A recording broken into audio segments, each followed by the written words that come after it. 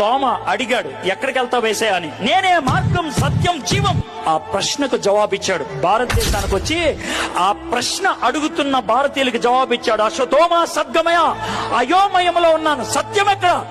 యేసయ్య నేనే సత్యం అన్నాడు. తమసోమ జ్యోతిర్గమయ, అంధకారంలో ఉన్నాను, వెలుగెక్కడ? యేసయ్య నేనే వెలుగు అన్నాడు. మృత్యోర్మ అమృతాంగమయ, సావు భయములో ఉన్నాను, అమృతం ఎవరేస్తారు? యేసయ్య అన్నాడు నేనే పునరుద్ధానాన్ని, నిత్య జీవాన్ని. యేసయ్య ఇచ్చిన సమాధానాన్ని పట్టుకొని భారతదేశానికి వచ్చాడు. యేసయ్య ఇచ్చిన అనుభవాన్ని పట్టుకొని భారతదేశానికి వచ్చాడు. భారతదేశానికి సువార్త బ్రిటిష్ వాళ్ళు తీసుకురాలా, భారతదేశానికి సువార్త అమెరికా వాళ్ళు తీసుకురాలా, భారతదేశానికి సువార్త ఐరోపా ఖండం నుంచి రాలా, భారతదేశానికి సువార్త ఆసియా ఖండము నుంచి తోమా తీసుకొచ్చితే వచ్చింది.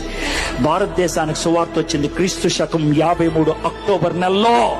దిస్ ఇస్ ప్యూర్లీ ఈస్టర్న్, ఈశాన్యంలో పుట్టింది. ఇది పాశ్చాత్యంలో పుట్టింది కాదు.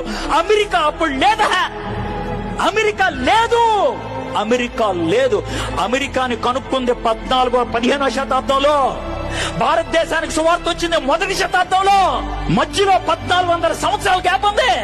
దేవుడు భారతదేశాన్ని ప్రేమిస్తున్నాడయ్యా, నిన్ను ప్రేమిస్తున్నాడు, నన్ను ప్రేమిస్తున్నాడు. అందుకే తన శిష్యుని పంపించాడు భారతదేశానికి. మై ఫ్రెండ్స్, ఖచ్చితంగా చెప్తాను, దేవుడికి తెలుసు భారతదేశం ఒక రోజుకి ప్రపంచంలో నంబర్ 1 దేశం అవుతుందని జనాభాకి. అందుకే సువార్త ఇక్కడ బోధిస్తే ప్రపంచంలో ప్రతి 7వ వ్యక్తికి సువార్త అందుకుంటది.